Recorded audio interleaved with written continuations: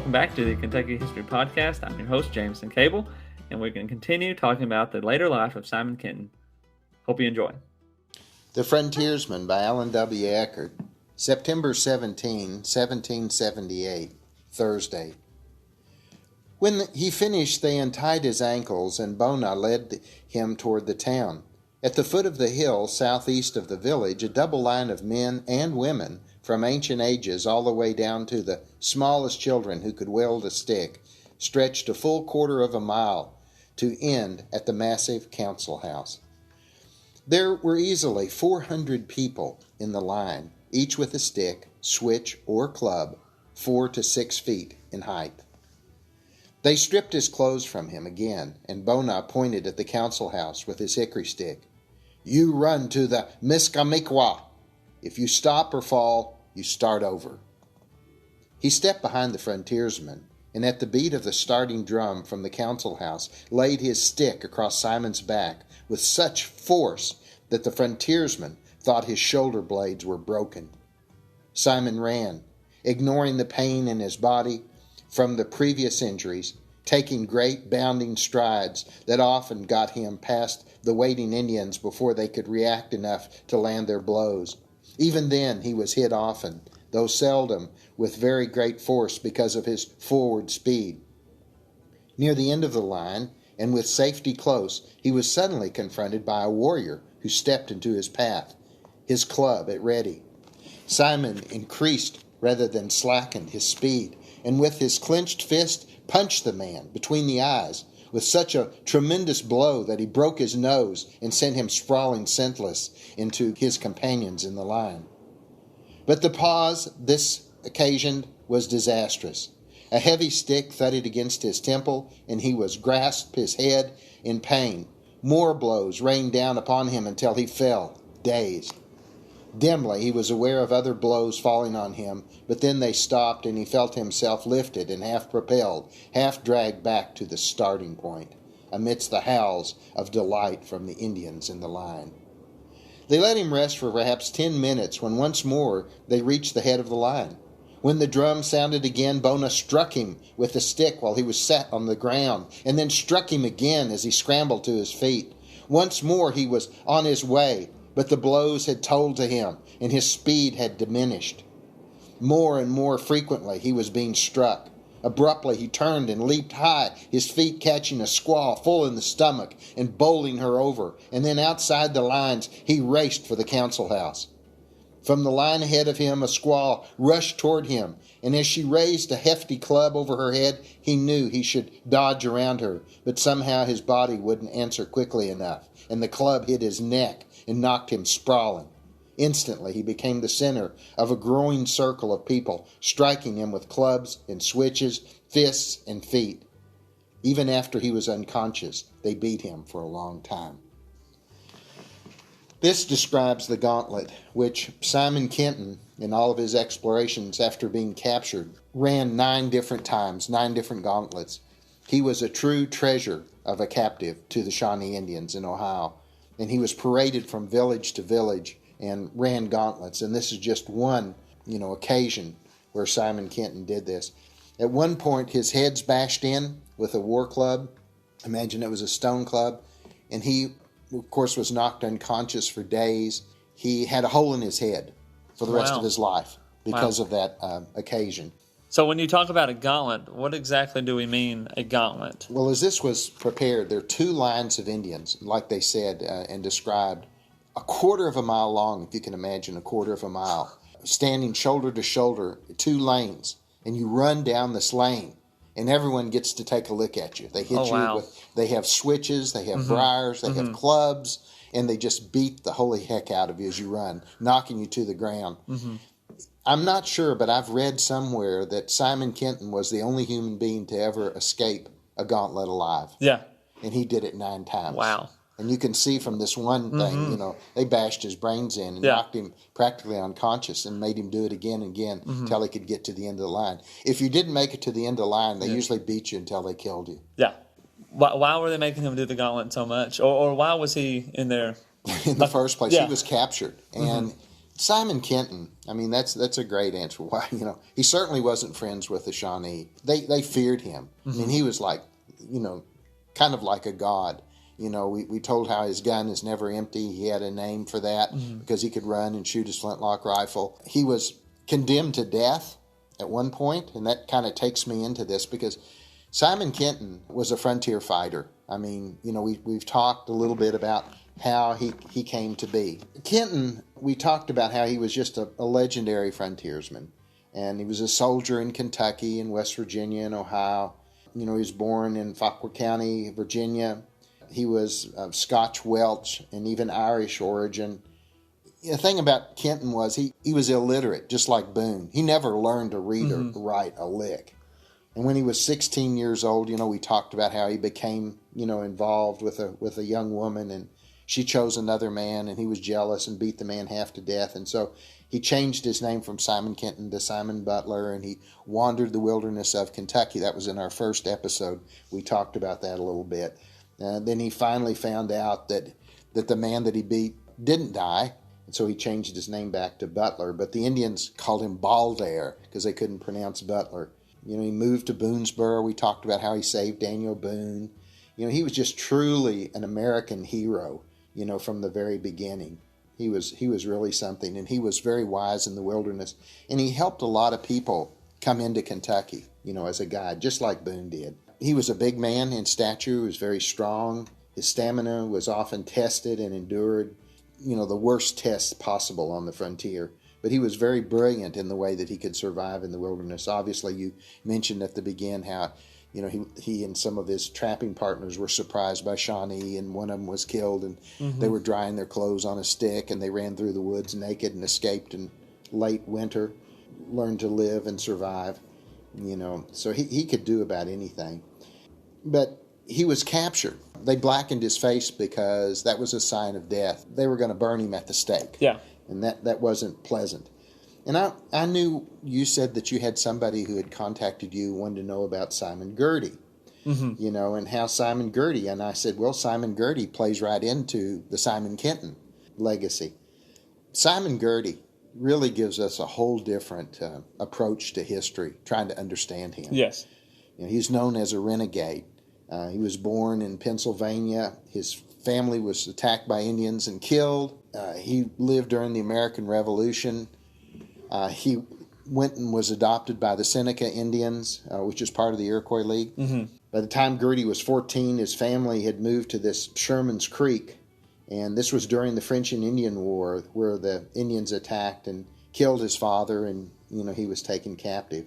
As the British colonists moved into the area, they needed Girty's help because he learned 7 different languages, Native American languages, in addition to French and English. So he fought in the French and Indian War, he fought in Lord Dunmore's War, and he traded back and forth. He met Simon Kenton at Fort Pitt, and they were scouts for Lord Dunmore's War, and they became really good friends. Long story short, Girty got put off by the Americans because of the way they treated the Indians.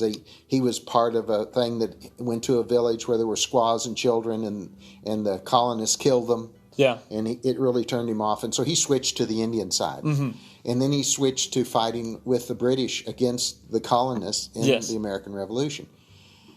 And one thing that's really important to kind of get a grip on here in Kentucky when we look at Kentucky history is that during the American Revolution, the frontiersmen, the colonists, fought the Indians and the British. Yeah. And this is true, like the Battle of Blue Licks, and all these Battle of Siege of Boonesboro that we talked about. Those are British officers. Yes. Same way with Harrodsburg. There were British officers mixed in with the Indians.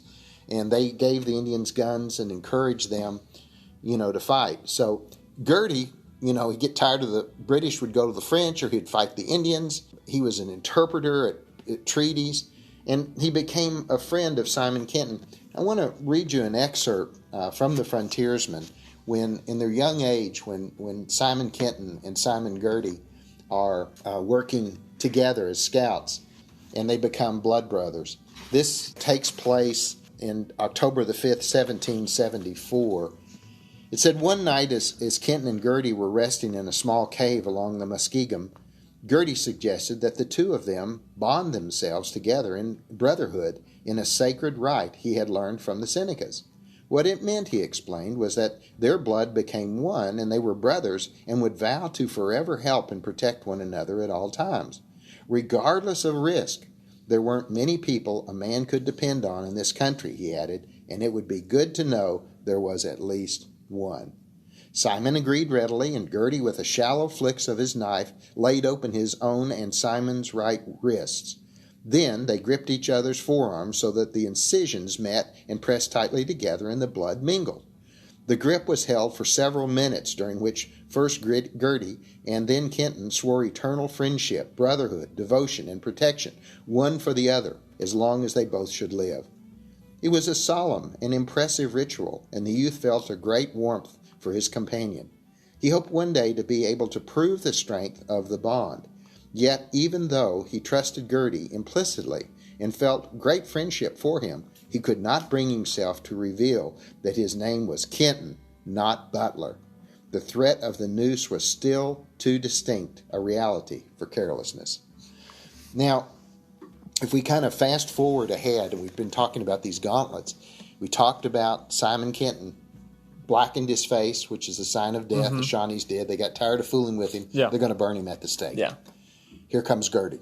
And, this is years later after this. But now, Girty has a reputation of being basically just a ruthless killer. Yeah. I mean, he's full of hate. Yeah. He just kills the heck out of everybody, And white men. And the Shawnee were torturing Colonel Crawford.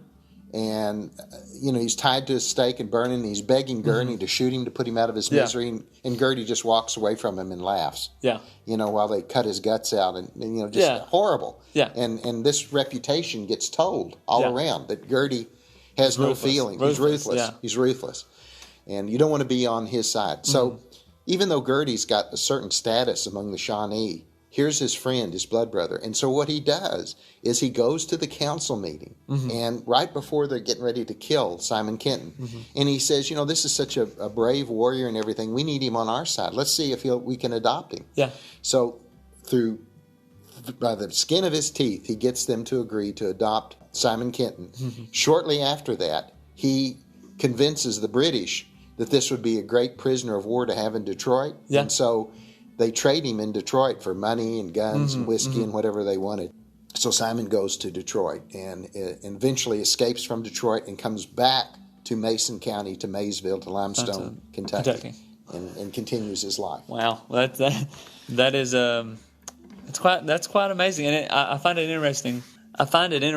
The blood brother pact it's a Native American thing. I never put it together that was something that came from Native Americans. And two, though, you talked about Girty's ruthlessness, but unique because you were saying that when he was young, his family was killed, so that would be obviously bring up some hate and some problems. But then he was with the Americans, correct? And he was adopted by the Senecas at 14 years old and lived with them. And then he became an interpreter. There you go. In the Revolution, the Senecas and the colonists became allies. Yeah.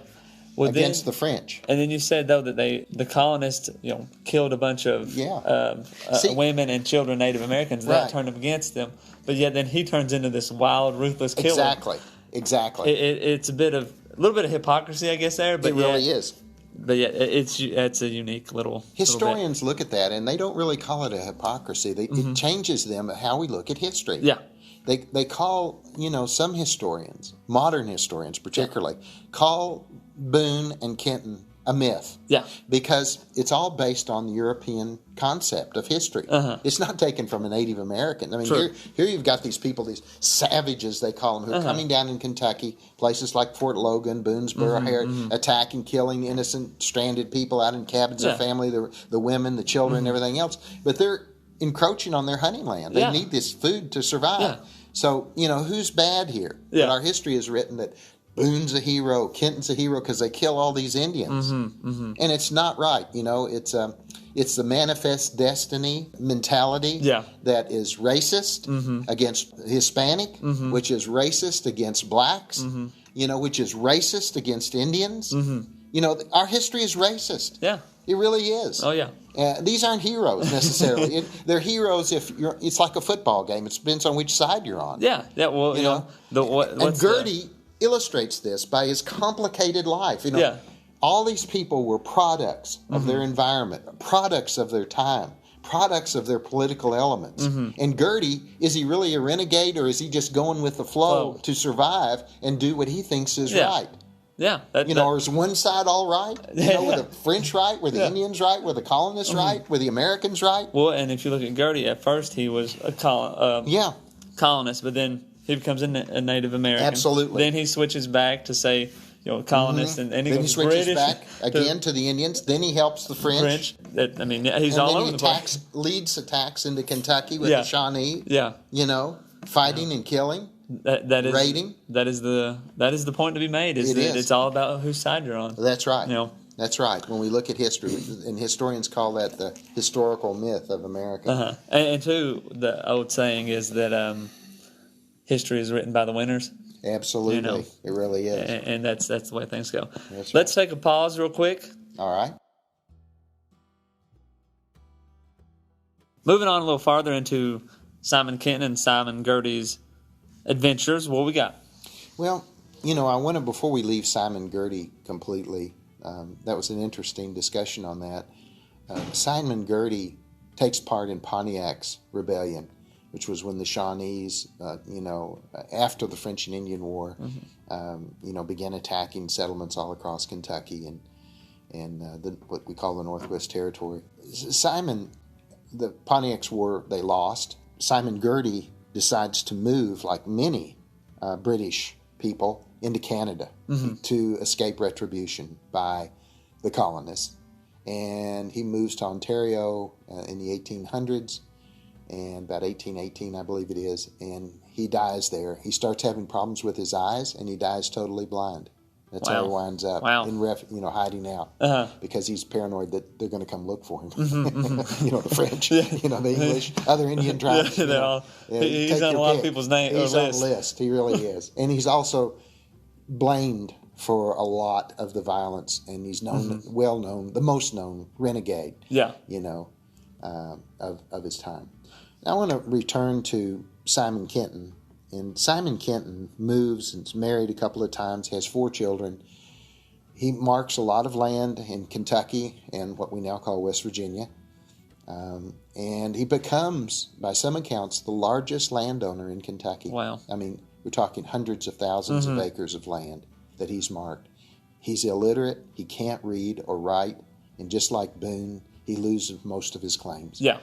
But at this time, he builds a big brick house in what's called Washington, Kentucky, near what is now Maysville. They called it Limestone back then, which was one of the entrance points to the Bluegrass. There were 2 ways to get into the Bluegrass. One was through Cumberland Gap, which came through Crab Orchard here, and on to Fort Logan and Fort Herod and so forth, and into central Kentucky by foot. The other, and perhaps the most popular way, was to float down from Fort Pitt, Pennsylvania, which is Pittsburgh, come down to Limestone or to Louisville, where the falls were, if you wanted to go that far, and embark and then come into central Kentucky, like into Lexington, Georgetown, Paris, Versailles, those places. So Limestone was a busy, busy center. And Simon Kenton, like Boone, it's close to Blue Licks, where this great hunting was, the cane brakes of Kentucky we talked about. They helped and issued people into areas, showed them where the land was to settle.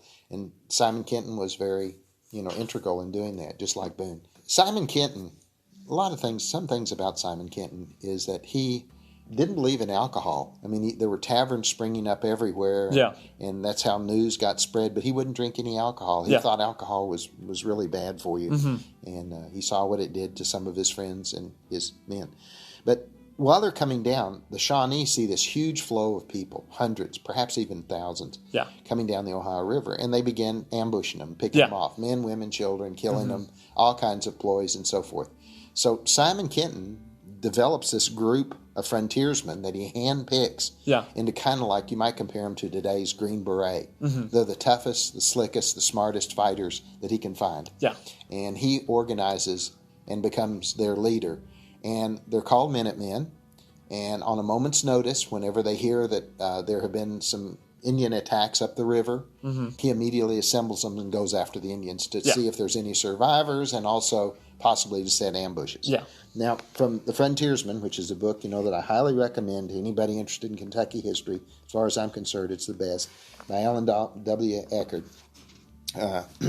On April the 13th, 1781, there's an excerpt I'd like to read to you. Over and through March, in the first part of April, panic-stricken survivors of attacks reached the little port settlement called Limestone and told of the horrors they had undergone, of how the peaceful river had suddenly come alive, as a dozen or two canoes, each carrying 10 and 20 warriors, sped from hiding in little coves or creeks and converged on the boats of the immigrants. More often than not, no one escaped. It now became wise for river travelers to remain close as possible to the Kentucky shore. Boats coming down along the Ohio side or even in the swift current of the middle were apt to find themselves targets of snipers who rarely showed themselves and were content with picking off individual parties, one by one as they passed. In these rare cases, where survivors arrived to tell of their experiences, Simon Kenton somehow always seemed to be on hand to raise a party of men and travel upriver to the spot where the attack had taken place, hoping perhaps to find other survivors who were too weak or too frightened or too injured to travel and would die unless help came. So I find it pretty interesting there where the Native Americans are really holding nothing back, trying to prevent more settlers into Kentucky and probably even Ohio and those areas. But that Kentucky at this point is considered kind of the safe side to be traveling. Would you say that's more just Kentucky's more settled at the moment? Well, I think most support. I think most of the Shawnee, particularly that tribe of Indians, were coming down from Chillicothe and other places like that, Mad River country, and they were on the Ohio side of the river patrolling. The settlement at this time was all in Kentucky; it wasn't in Ohio. So, thinking about this, Pennsylvania, I guess, would be where people are starting to migrate from as far as getting to Ohio. A lot of Germans. Yeah, because as we said before, Kentucky was just a hunting ground, so there wasn't really a strong Native American presence in the bluegrass region and that sort of area. There were literally thousands of them coming down on boats. And in 1791, again from The Frontiersman, it was not often that Simon Kenton had an opportunity to set up an ambush for Indians. Normally, the reverse was true, and Kenton took the leadership of his men, the resultant chase of retaliation. But this time it had been different.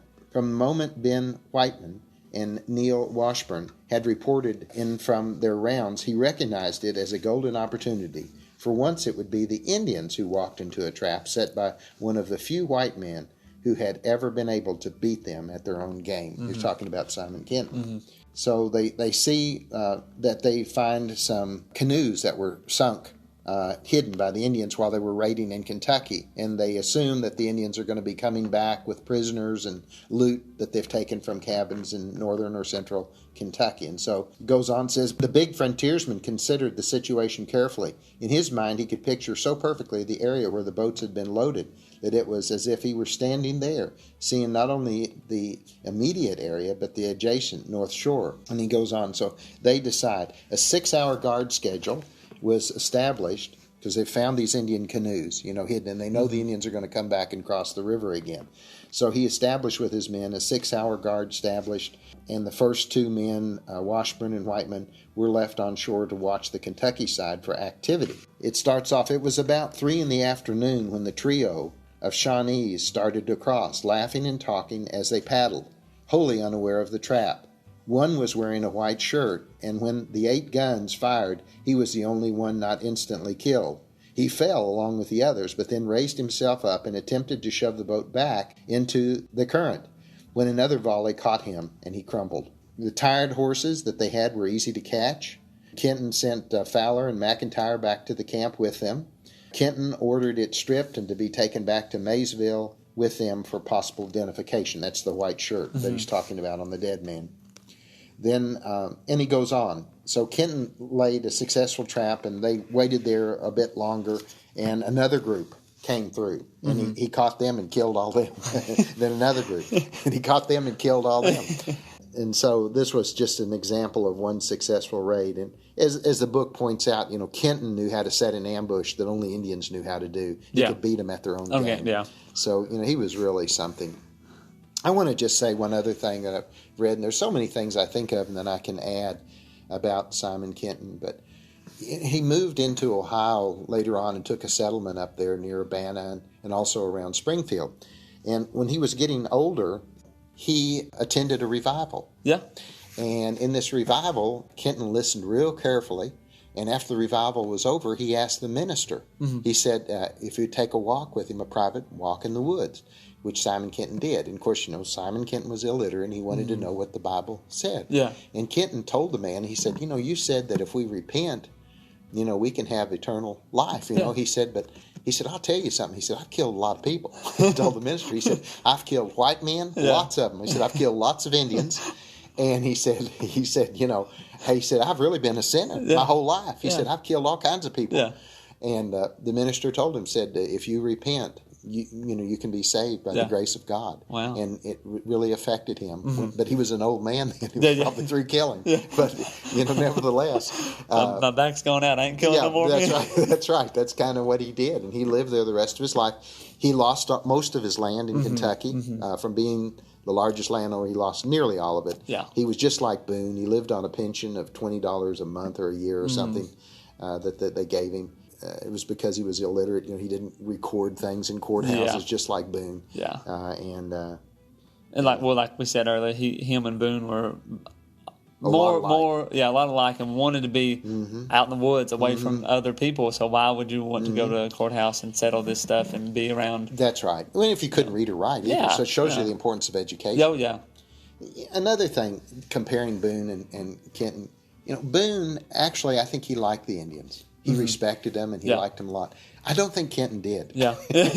I don't think Kenton liked the Indians. I think he hated the Indians. I think he saw a lot of the brutality that they had and what they did to him and so forth. So he wasn't a big fan. He wasn't real good. Boone was adopted Boone was ready to stay. And he was ready to stay, man. I mean, he was having a high time of his life. He had a squaw and everything else. He had everything set out. He was a big, the son of the chief, Simon Kenton, if it hadn't been for Simon Girty, he'd been in trouble. Yeah. He'd been dead. Well, and too, when Boone, he was captured, adopted, kind of got this free reign of things. Right.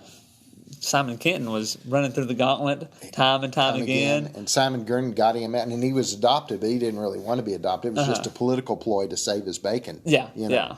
Simon Kenton, he was an Indian fighter. He didn't much like him. Another important note I wanted to make about Simon Kenton was that he was involved in the Battle of the Thames or Fallen Timbers, and that was the battle in which Tecumseh was killed. And because Simon Kenton knew Tecumseh, this great Shawnee warrior, they asked him to identify him out on the battlefield, his body. And Simon Kenton knew that they were going to mutilate his body with knives, butcher belts to sharpen knives with and everything out of his skin. And so he knew there was another chief there, and he purposely saw Tecumseh, but pointed to the other chief and said that was Tecumseh, and they mutilated his body, but he had respect for Tecumseh and didn't want to have his body disgraced, and the Indians were able to take his body back and bury it properly. Well, that shows a lot of respect. A lot of respect for because we just mentioned how we kind of feel like Simon Kenton didn't really like the Native Americans as much, but he did respect. He had mutual respect for some people. Yeah. And that would lead us to, again, we talked about how history has different points of view. So when we talk about Tecumseh, we'll be able to address a little bit more of that on the Native American side of things. As we go through this, it's interesting how we're setting up all these different characters and yet how much they intertwined and had issues, conflicts with each other, and yet they all kind of were in forming Kentucky in a way, really getting land, making way for settlers, and it all just kind of the Ohio River Valley. Yeah, that's right, coming together here. That's right, and so that ends it. Yeah. Well, thinking about Simon Kenton, Daniel Boone, and we'll mention Simon Girty, even though he probably wasn't as influential on Kentucky as far as frontiering. I guess is that accurate? Yeah. Is that an accurate statement? I don't know. It depends on whose side you're on. I think we made that point. I think for the Indians he may have been a hero, or something. But he was also a product of his times. and it's this idea of manifest destiny of going west, and everything belongs to the colonial whites, and don't let anything stand in your way. Yeah. You can't stop us, whether you're Hispanic or or English, or you're a black slave or Yeah. anything else. Even if you're helping to build an empire, it doesn't matter. So it's a little different. And how you look at it. That's right. We look at our ancestors. If you're white, and you say, well, I lived over in Rockcastle County, and my family settled there early on in the mountains of Appalachia, and came over the mountains from North Carolina, Virginia, or wherever, And, no, you're hitting it. Appalachian Mountains. I think maybe Pikeville, then North Carolina, and then Germany was before that. Yes, though. So yes, very typical. You probably floated down on a boat if you were in Germany and came into the area that way. Yeah. Got off in West Virginia, which was another remarkable place to get off. Timber and coal and lots of game. Which brings things back to Kentucky history. There's a lot of influence in every little corner, and honestly, from the world comes into Kentucky. And I can't help but mention how much geography plays a part in history. When I was young, I didn't realize that, but gosh, the bluegrass and the fight over fertile land, spring water. This was something that was really important. I mean, it's survival. Yeah, and the resources, and we're still fighting them over it today, whether it's oil in the Mideast or whatever.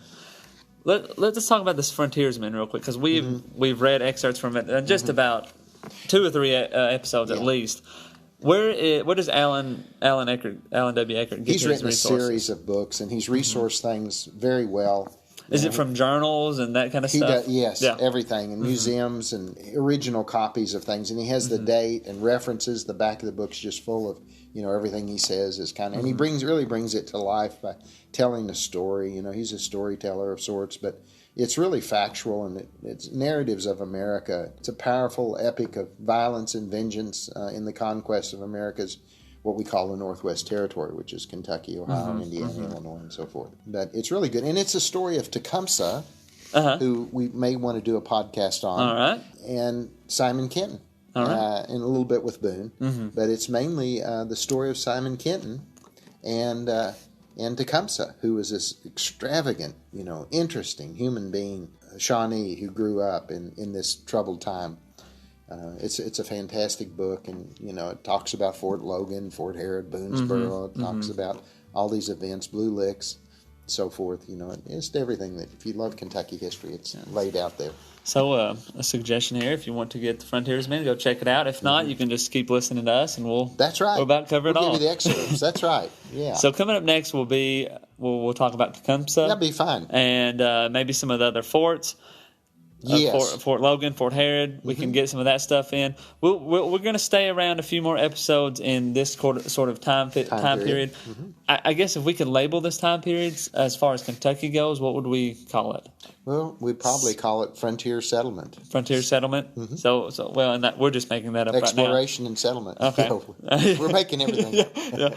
Yeah, and then eventually we will get into Kentucky will become a state, and then we will work our way into the Civil War, which will have a lot, I assume, and to maybe discuss. Before the Civil War, the golden agriculture area of Kentucky. The area which is, it's kind of sad that used slaves and so forth, but, when you drive through Kentucky and you see these beautiful brick mansions, they go back the 1830s, 1820s, 1840s.